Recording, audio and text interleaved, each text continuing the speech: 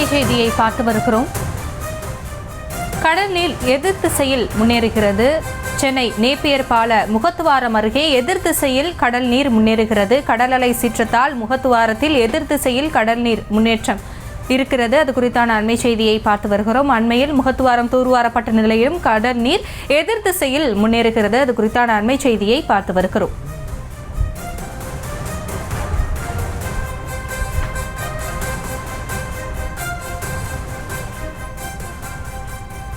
இது குறித்த விவரங்களோடு நேரலையில் இணைந்திருக்கிறார் ஜெரி. தற்பொழுது நீங்க இருக்கக்கூடிய அந்த பகுதியில் நேப்பியர் பால முகத்துவாரத்தில் கடலில் எதிர் திசையில முன்னேறுது அப்படின்னு சொல்லியிருக்காங்க.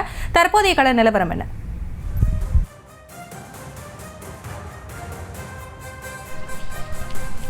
பெங்கல் புயல் தமிழகத்தை நெருங்கி கொண்டிருக்கக்கூடிய வேளையில் 2-3 தினங்களாகவே சென்னையில பலத்த காற்று வீசி வருகிறது. இந்த நிலையில கடல் அலையினுடைய அளவு கிட்டத்தட்ட 12 அடிக்கு மேலாக எழும்புகிறது. இதனுடைய காரணமாக முகதுவார பகுதி வழியாக கழிவு நீரும் மழை நீரும் கடலுக்குள் கலக்க முடியாத ஒரு சூழல் ஏற்படுகிறது.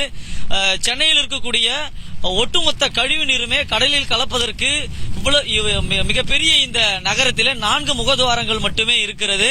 இந்த நேப்பியர் பிரிட்ஜ் அருகே இருக்கக்கூடிய இந்த முகதுவாரம், எண்ணூர் முகதுவாரம் உள்ளிட்ட 4 முகதுவாரங்களில் மட்டுமே கழிவு நீர்களும் மழை நீருமே வெளியேறுகிறது. கடந்த ஆண்டுகளில் நவம்பர் டிசம்பர் கனமழை பெய்த போது இந்த நகரமே வெள்ளக்காடாக ஆனது. அதற்கு முக்கிய காரணம் முகதுவார பகுதிகள் வழியாக கடலிலே இந்த மழை நீரானது கலக்காததால் தான். இந்த வகையில இன்றும் பலத்த காத்து வீசுவதன் காரணமாக கடல் அலை ஏறத்தாழ 10-12 அடி உயரத்துக்கு வீசுகிறது. இந்த முகதுவார பகுதி வழியாக நகரத்துக்கு இருக்கக்கூடிய ஒட்டுமொத்த கழிவுகளும் மழை நீரும் கடலுக்குள் கலக்க முடியாத ஒரு சூழல் ஏற்பட்டு இருக்கிறது.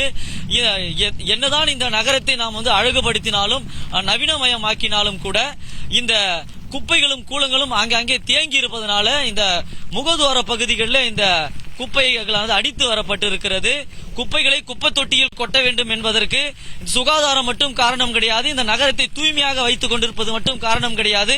இது போன்ற பேரிடர் காலங்களில் முகதுவாரம் வழிகளாகவும் இந்த கால்வாய் வழிகளாகவும் நீர் சரியாக ஓட்டத்திலே வெளியேறாமல் தடுப்பது இந்த குப்பைகள். ஆகவேதான் இந்த குப்பையை சரியாக அகற்ற வேண்டும் என்று மாநகராட்சி பொதுமக்களுக்கு தொடர்ந்து அறிவுறுத்தி இருந்தாலும் கூட நாம் இந்த சுய ஒழுக்கமின்மை காரணமாக குப்பைகளை சரியாக குப்பை தொட்டியில் போடாமல் இருப்பதனால ஒட்டுமொத்த குப்பைகளும் இந்த முகதுவார பகுதியில் அடைத்துக் கொண்டிருக்கிறது. அந்த காட்சியை தான் ஒளிப்பதிவாளர் சரத்குமார் காண்பித்துக் கொண்டிருக்கிறார். இந்த முகதுவாரம் வழியாக நகரத்தின் உள்ளே இருக்கக்கூடிய நீரானது வெளியே சரியாக கடலுக்குள் கலக்காமல் முகதுவார பகுதியிலேயே இங்கே திரும்ப எதிர் திசையில் வருவதை நம்மால் பார்க்க முடிகிறது. தற்பொழுது இந்த காட்சியை ஒளிப்பதிவாளர் சரத்குமார் காண்பித்துக் கொண்டிருக்கிறார். கடல் அலையினுடைய உயரம் அதிகரித்து வருகிறது. எதிர் திசையிலேயே வருவதாகவும் ஒட்டுமொத்த கழிவுகளும் உள்ளேயே செல்கிறது. நகரத்துக்குள்ளாக இந்த கழிவுகள் செல்லக்கூடியதை பார்க்க முடிகிறது.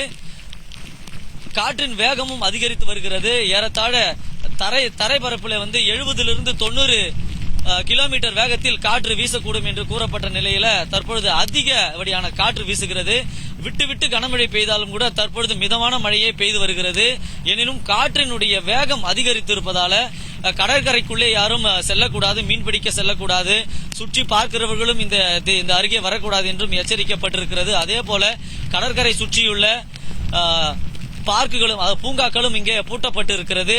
காரணம் அதிகமான காற்றின் வேகம் இருப்பதால இந்த மரங்கள் முறிந்து விடக்கூடிய அபாயமும் இருப்பதனால பூங்காக்களும் பூட்டப்பட்டிருக்கிறது. இந்த பகுதியை பொறுத்தவரைக்கும் ஆள் நடமாட்டம் இல்லாமல் மயான அமைதியாகவே இருக்கிறது. விவரங்களை வழங்கியமைக்கு நன்றி ஜெரி.